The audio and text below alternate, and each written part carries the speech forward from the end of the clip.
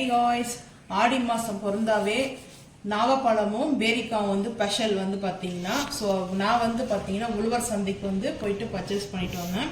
உழவர் சந்தையில் வந்து பார்த்தீங்கன்னா நாகப்பழம் வந்து வாங்கிட்டு வந்தேன். இது வந்து பார்த்தீங்கன்னா நல்லா அந்த ப்ளூபெர்ரி மாதிரி இருக்கும் பழம். ஸோ இது வந்து சட்னி செய்யலாம், அதுக்கப்புறம் வந்து பார்த்தீங்கன்னா ஜாம் கூட செய்யலாம், ஜூஸாக கூட வந்து சாப்பிடலாம். ஸோ நாகப்பழத்தை வச்சு நம்ம அடுத்து என்ன டிஷ் பண்ணுறது. இது வந்து பார்த்தீங்கன்னா 1/4 கிலோ 30 ரூபா. 40 ரூபான்னா நம்மளா வந்து எடுத்து போட்டுக்கணும் அப்படின்னு சொன்னாங்க. நான் வந்து 30 ரூபாய்க்கு வந்து வாங்கிட்டு வந்தேன், 30 ருபீஸு. அதுக்கப்புறம் வந்து பார்த்தீங்கன்னா பூ வாங்கிட்டு வந்தேன். பூ வந்து பார்த்தீங்கன்னா குண்டு மல்லி, எனக்கு மல்லி தான் வாங்கிட்டு வந்தேன். அதுக்கப்புறம் ஆடி மாதத்தில் பேரிக்காய் எப்படி ஃபேமஸோ நாகப்பழம் எப்படி ஃபேமஸோ, இது வந்து பார்த்தீங்கன்னா நாட்டு நாம்பழம் கிடையாது, நாகப்பழம் வந்து அது வந்து சைஸ் குட்டியாக தான் இருக்கும். ஸோ இது எது ஃபேமஸ்னா டேரி பூ. இது வந்து பார்த்தீங்கன்னா எங்கள் ஊரில் நாங்கள் வந்து இதை டேரி பூ தான் சொல்லுவோம். எனக்கு ரொம்ப பிடிக்கும். எனக்கு இந்த மாதிரி பூவில் வந்து பார்த்தா நிறைய கலர் இருக்கும். இதில் வந்து பார்த்தீங்கன்னா கலர் இருந்துச்சு நான் வாங்கும்போது அந்த அக்கா கிட்ட. ஸோ நான் வந்து எனக்கு இந்த கலர் ரொம்ப பிடிச்சிருந்துன்னு நான் சொல்லிட்டு இது வாங்கிக்கிட்டேன். ஸோ வந்து பார்த்தீங்கன்னா ஒரு பூ வந்து பார்த்தீங்கன்னா 10 ரூபா ஒரு பூ, வந்து 10 ருபீஸ் ஒரு பூ மட்டும், ஃப்ளவர் இது. அதுக்கப்புறம் குண்டு மல்லி ஒரு முழம் வாங்கிட்டு வந்தேன். குண்டு மல்லி வந்து பார்த்தீங்கன்னா ஒரு முழம் 30 ரூபா. அதுக்கப்புறம் ரோஸ்லேயே எனக்கு ரொம்ப பிடிக்கும், அது பன்னீர் ரோஸ், ரொம்ப அந்த ஸ்மெல்லு நல்லாயிருக்கும். ஸோ நான் வந்து பன்னீர் டீலாம் போடலாம், பன்னீர் ஃப்ளவர் ரோஸ் வச்சு டீ போடலாம்னு சொல்லிட்டு நான் இது வந்து பன்னீர் ரோஸ் வந்து பார்த்தீங்கன்னா 30 ரூபாய்க்கு வாங்கினேன். 30 ருபீஸ் வந்து பார்த்தீங்கன்னா இது வந்து அப்படியே கொஞ்சம் கவுண்ட் பண்ணி எடுத்து போட்டு கொடுத்தாங்க. ஆனால் வந்து பார்த்தீங்கன்னா கொஞ்சம் அரும்பாக இருக்குது, இதெல்லாம் பார்த்தீங்கன்னா அழகாக இருக்குது. பன்னீர் ரோஸ் அந்த ஸ்மெல்லு நல்லா இருக்கும். ஸோ அதுக்காக வந்து வாங்கினேன்.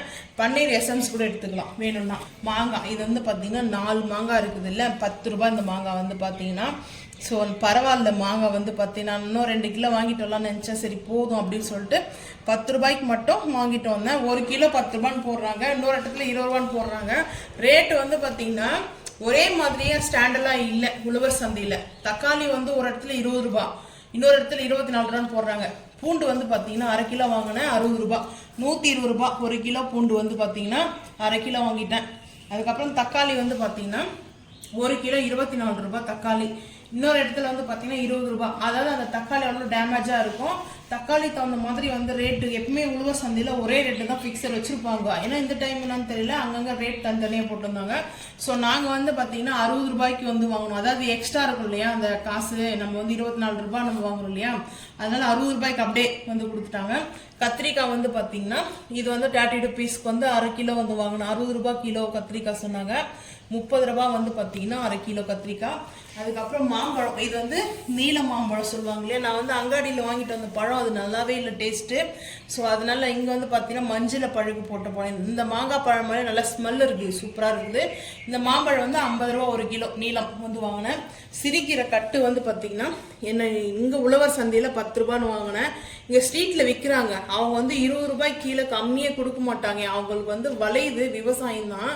ஆனால் 20 ரூபா 20 ருபீஸ் கீழே வந்து பார்த்தீங்கன்னா 5 ரூபா கூட குறைக்க மாட்டாங்க. நான் வந்து 2 கட்டாக வாங்கினேன். சரி 10 ரூபாய் சொன்னதுனால கீரை வந்து கூட்டா இல்லை பொரியலா கூட பண்ணிக்கலான்ட்டு சிரிக்கிறேன். நான் வாங்கியிருக்கிறது சிரிக்கிறேன். அதுக்கப்புறம் வந்து பார்த்தீங்கன்னா புதினா வந்து கட்டு வந்து பார்த்தீங்கன்னா 10 ரூபாய். நாட்டு புதினா இது வந்து பார்த்தீங்கன்னா அந்த லீஃப் வந்து நல்ல ஸ்மெல் இருக்கும். லீஃப் அவ்வளோ பெருசாக வராது, இதில் மீடியமாக தான் இருக்கும். அதான் நாட்டு புதினா. 10 ரூபாய் இந்த கட்டு வந்து பார்த்தீங்கன்னா 2 கட்டு 20 ரூபாய் கொடுத்து வாங்கினேன். அப்புறம் உருளைக்கிழங்கு வந்து பார்த்தீங்கன்னா 35 வந்து பார்த்தீங்கன்னா உருளைக்கிழங்கு 35 ரூபாய் 1 கிலோ. அவங்க வந்து 40 ரூபாய்க்கு வந்து போட்டாங்க. அந்த பாட்டி அம்மா வந்து பார்த்தீங்கன்னா 40 ரூபாய் உருளைக்கிழங்கு. 10 ரூபாய்க்கு மட்டும் பச்சை மிளகாய் வாங்கினேன். ஸோ எவ்வளோ தராங்கன்ட்டு பார்க்கலாம் அப்படின்னு சொல்லிட்டு டிமார்ட்ல வந்து பரவாயில்ல, நாங்கள் ரிலையன்ஸ் பஜார்ல வாங்குறோம் இல்லையா, அங்கே பச்சை மிளகாய் 40 ரூபாய் தான் கிலோவே. அங்கே கிலோ 40 ரூபாய் தான். ஆனால் அந்த அண்ணன் கீரை விற்கிற அந்த அண்ணா கிட்ட கீரை விற்கிற அந்த அண்ணா கிட்ட வந்து பார்த்தீங்கன்னா சரி இந்த மிளகா வந்து நல்லா காரசாரமா இருக்கும்னு 10 ரூபாய்க்கு கொடுங்க, எவ்வளவு தராங்கன்னு பார்த்தா அவங்க இந்த மாதிரி கொடுத்தாங்க, 100 கிராம் அது. அதுக்கப்புறம் வந்து பாத்தீங்கன்னா பீட்ரூட் வந்து பாத்தீங்கன்னா 30 ரூபாய் தான் 1 கிலோ பீட்ரூட் வந்து பாத்தீங்கன்னா.